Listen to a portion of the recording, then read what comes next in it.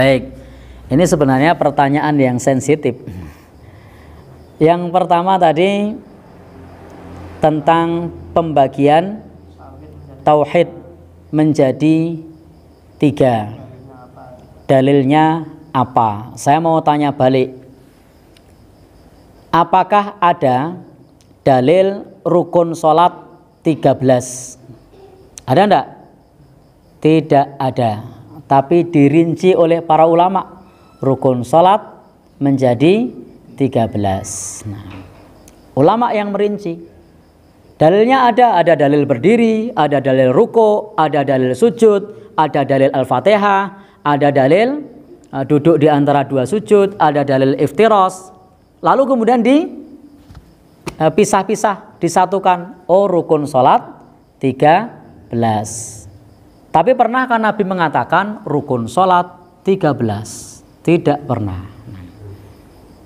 Kemudian lagi, contoh syarat wajib sholat. Nabi pernah mengatakan tidak? Syarat wajib sholat ada 5 misalnya.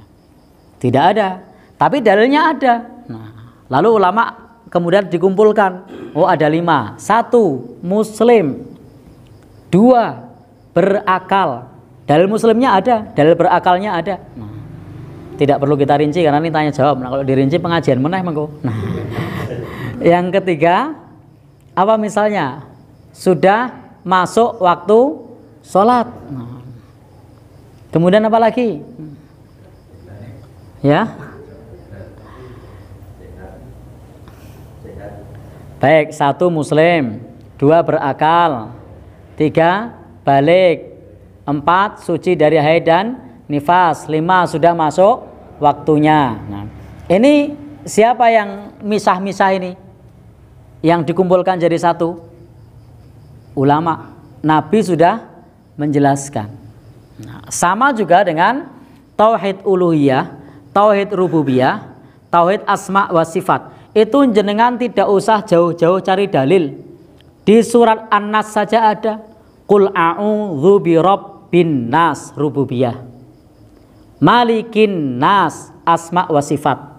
Ilahin nas uluhiyah. Nah, itu surat An-Nas sudah ketemu. Nah, nanti di surat yang lain jumlahnya sangat banyak. Karena memang kita butuh untuk mendapatkan penjelasan yang komplit. Berapa banyak orang yang mengatakan Rabbunallah, Tuhan kami adalah Allah, tetapi mereka memuja selain Allah, masih ngasih sesaji pohon besar. Tapi kalau ditanya Rabbunallah, Rabbi Allah, Tuhanku Allah, tapi uluhiyahnya bermasalah. Kenapa? Karena memberikan sesaji kepada pohon besar. Mau menikah lewat jembatan, ngasih sesaji ke jembatan dengan melepas seekor ayam. Ini uluhiyahnya bermasalah. Nah, maka disinilah perlu kita pahami bahwa rububiyahnya harus benar, uluhiyahnya harus mentauhidkan Allah, asma wa sifatnya juga harus benar. Kenapa asma wa sifat harus benar? Jangan sampai ketika kita mendengar nama dan sifat Allah, kita tidak melakukan pemahaman yang salah, tidak ilhad. Karena ada orang yang memahami asma wa sifat itu ilhad, ditakwil, diserupakan dengan makhluk misalnya, atau juga dipahami dengan logika. Maka cukup ketika kita memahami asma wa sifat, tentang nama dan sifat Allah, itu kita imani meskipun logika kita tidak nyampai, kita imani. Dan kita diperintahkan berdoa dengan asma Allah. Silahkan berdoa. Walillahil asmaul husna fad'uhu biha. Dan Allah punya nama-nama yang baik, maka berdoalah kepada Allah. Ketika Allah Subhanahu wa taala menjelaskan di dalam Al-Quran tentang sifatnya, maka sifat-sifat itu baik masuk di akal atau tidak kita terima. Inilah bentuk mentauhidkan Allah dalam asma wa sifat. Serahkan kepada Allah Subhanahu wa taala. Kita tetapkan sebagaimana yang Allah tetapkan sesuai dengan maknanya. Nah, Tidak perlu kemudian ditafsirkan, ditakwilkan. Sehingga kita perlu ketika ada nama-nama Allah, ada sifat-sifat Allah, sudah kita terima apa yang ada dalam Al-Quran, kita terima apa yang ada dalam hadis Nabi. Sehingga dalilnya apa tentang tauhid tadi? Banyak di dalam Al-Quran. Kalau kesulitan mencari, kalau hafal surat An-Nas sudah jelas. Qul a'udzu birabbin nas. Rabbin nas. Rububiyah. Malikin nas. Malik itu salah satu nama dan sifat Allah. Ilahin nas. Uluhiyah. Sudah ketemu. Jadi tidak usah nyari jauh-jauh di surat yang lain.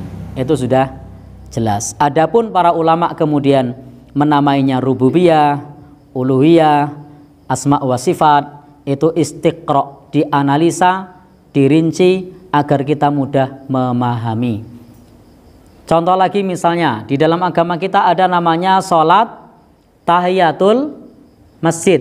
Nabi tidak pernah mengatakan shollu tahiyatul masjid, sholatlah kalian tahiyatul masjid, tidak pernah.